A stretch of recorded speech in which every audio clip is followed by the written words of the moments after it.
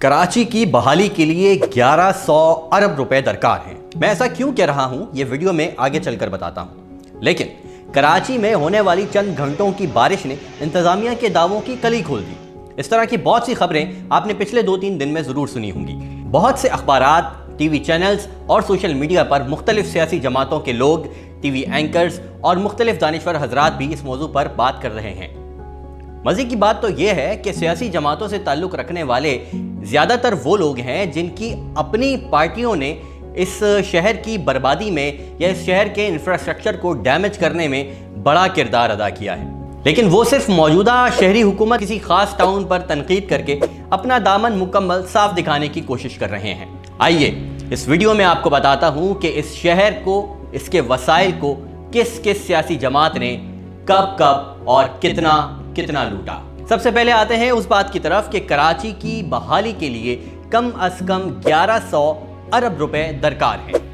यह अंदाजा 2025 में नहीं बल्कि ठीक 5 साल पहले 2020 की तबाहकुन बारिशों के बाद तमाम स्टेक होल्डर्स ने पूरी स्टडी के बाद लगाया था और फिर 1100 अरब के कराची पैकेज का ऐलान हुआ था, जिसे 3 साल यानी सितंबर 2023 तक मुकम्मल होना था। दरअसल आलमी बैंक ने 2017 में कराची से मुताल्लिक अपनी तफसीली रिपोर्ट में यह बताया था कि कराची में इंफ्रास्ट्रक्चर की बेहतरी के लिए 10 अरब डॉलर खर्च करने की जरूरत है, जबकि डॉलर रेट उस वक्त 105 रुपए था। आज हम 2025 में खड़े हैं। कराची ट्रांसफॉर्मेशन प्लान कहां है? कराची से जमा होने वाले टैक्स से वफाकी और सूबाई दोनों हुकूमतें भरपूर इस्तेफादा करती हैं। इसीलिए वफाक और सूबे दोनों के जिम्मे कई मंसूबे थे। क्या वफाक और सूबे ने ये मंसूबे मुकम्मल किए? यहाँ सवाल ये भी पैदा होता है कि कराची को अचानक एक साथ 1100 अरब रुपए की जरूरत क्यों पड़ी? इस सवाल का जवाब आपको साबिक सेक्रेटरी खजाना यूनुस डागा के जनवरी 2022 में एक्सप्रेस में शाया आर्टिकल कराची डूबती शहरग में मिल जाएगा। यूनुस डागा ने इस आर्टिकल में बताया कि 2009 के कौमी मालियाती अवार्ड ने सूबों को यकायक अमीर कर दिया। 2008 के सूबे के बजट में 37 अरब रुपए कराची शहरी हुकूमत के लिए रखे गए, जो कि बजट का 20% था। 2021 में अगर वही 20% रखे जाते तो कराची को 244 अरब रुपए मिलते, लेकिन कराची को महज 3% यानी 38 अरब रुपए दिए गए। 2009 से सूबाई मालियाती फंड को गैर फाल करके कराची को उसके हक के तकरीबन 85% हिस्से से महरूम रखा गया। एक मोहतात अंदाजे के मुताबिक ये रकम 663 अरब रुपए है।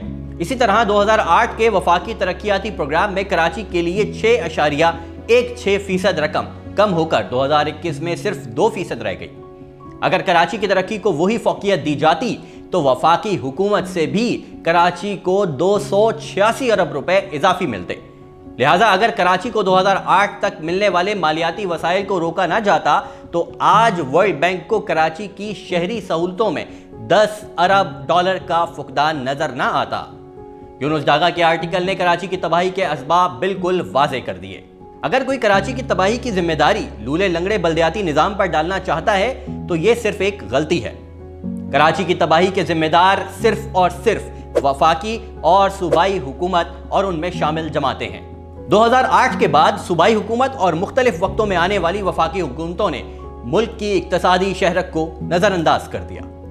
पीपल्स पार्टी मुसलसल 18 साल से सूबाई हुकूमत में है। MQM 2008 से 2014 तक सूबाई हुकूमत का हिस्सा थी, फिर 2018 से आज तक मुसलसल वफाकी हुकूमत का हिस्सा है। मुस्लिम लीग नून तीसरी बार इसी अरसे में वफाकी हुकूमत का हिस्सा बनी।